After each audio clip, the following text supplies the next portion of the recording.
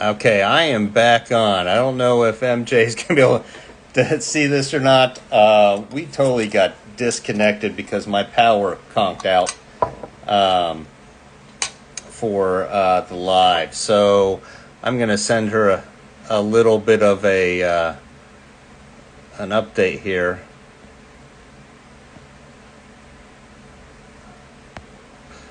There we go. All right, let's see if she'll be able to join us here again. Hey, Kelly, how you doing?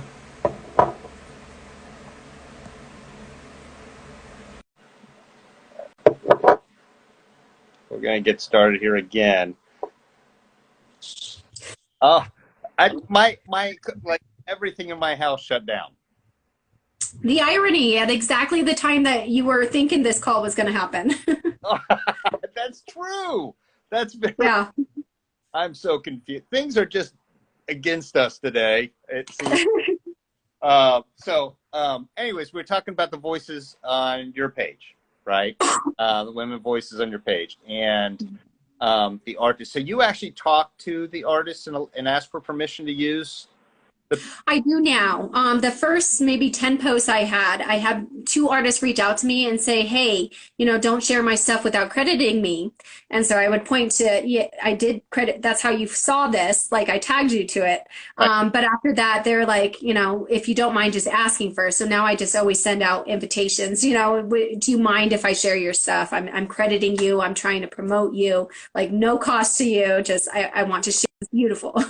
Awesome, awesome. I love that you do that. Probably makes them feel really good as well. I hope so. I've actually found a couple of them are actually right down the street from me in Denver and in Boulder, Colorado, Oh which wow. was really exciting because I'm author or working on publishing my first novel, and she's doing the cover art for me. So I'm really excited that I was able to find my artist through doing this.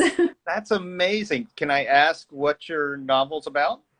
Sure. It's a young adult science fiction slash fantasy, but also environmental fiction. So tying in like fracking and the dangers of that.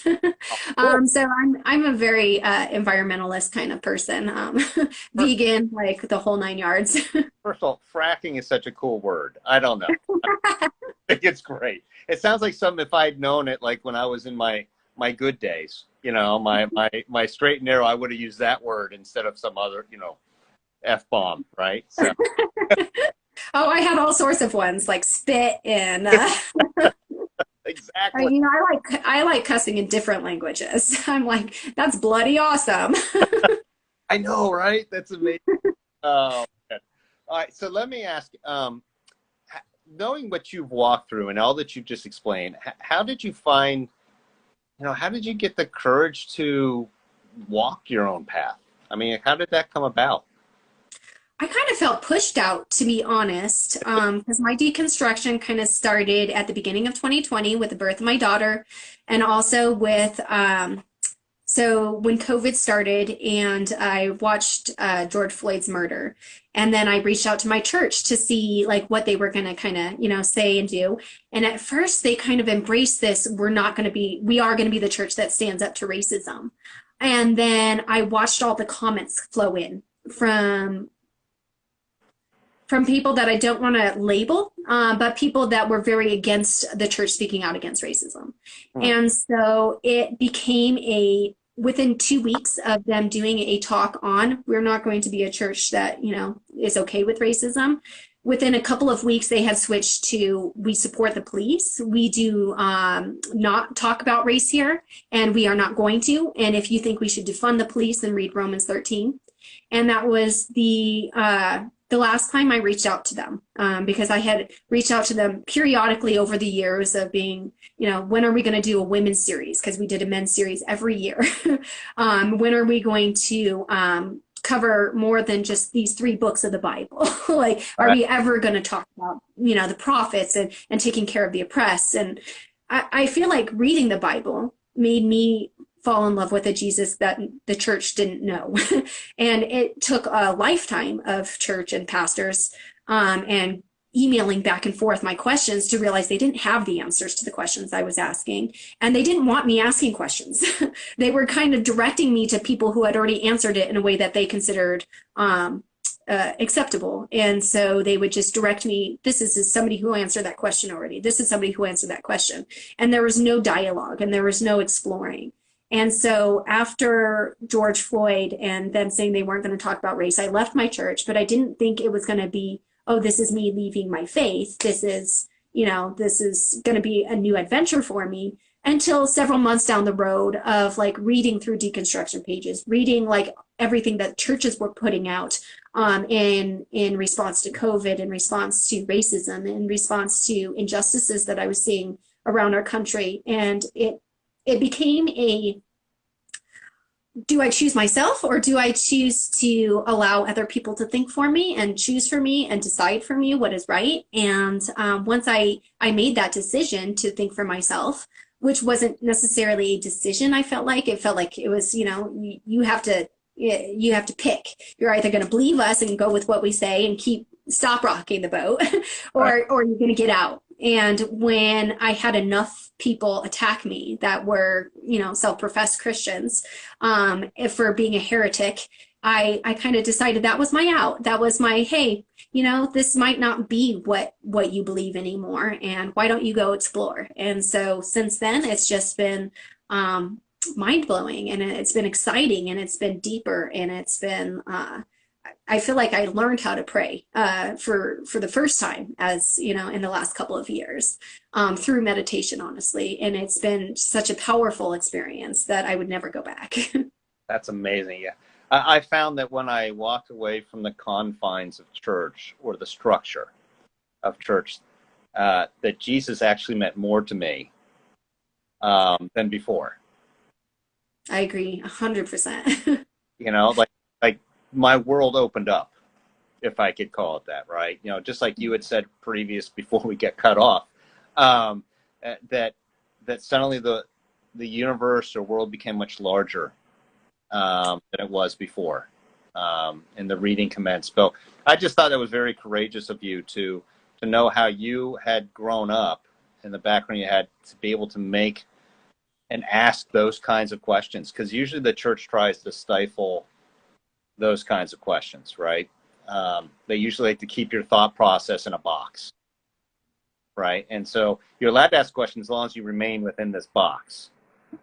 So I love the fact you kept asking questions, and you went to the pastors or leaders or Christians and asked questions and realized, hey, no one's got this figured out. Nobody has the answers to it all, period. So good for you. Okay, so one thing I wanted to say before we got cut off, you were talking about your novel and what you're writing, and how one of the artists is hopefully going to do, some artwork for you. And this is just putting it out there. You do whatever you want, but I think it would be really cool if you ever did live with those artists in Colorado that you know. Oh, that would be really cool. Yeah. Really cool. I'd love to hear that. So, okay. I just think that it would be very telling, and then where they get to tell the story of why they designed what they designed. So, anyways, just my 2 cents. So take it or leave it. I appreciate it. So before I let you go, because I know you got a ton to do and you got a trip to take, and I'll try to piece these 2 interview pieces together, okay?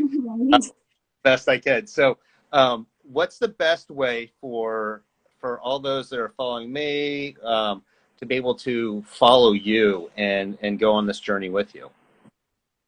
Well, I would say it's probably just my Instagram page at this point. I don't do, I had to get off Facebook after enough arguments. And realizing that I was just going in circles with people, and I'm just like, this is a time waster. I have so much better things to do with my time. So now I scroll Instagram, which is also a time waster, which is why I refuse to do TikTok. But yeah, my Dissident Daughters page is something that I interact with daily. It's something that I post every morning, and to try to, even on my road trip, I'm like, which books can I bring? How many can I pack?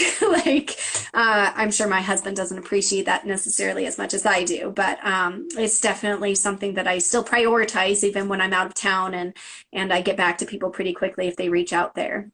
Awesome. So your DMs are open for people to ask you questions? Absolutely. The only thing they're not open to is readings because I get asked to do readings on me like every day. And I'm like, thank you so much. And when I have like extra money to just like spend on myself, I will do reading after reading after reading. But I get one a day. I I do as well. It's amazing. Yeah. Now, right, I like don't have enough followers for it. I don't understand. I'm like, I'm not advertising. I don't have that much money. Oh, I totally get that. Well, I just wanted to thank you. I know that was your crunch for time. I know that you're going on your incredibly long trip, which I hope is wonderful. I just am very thankful for you.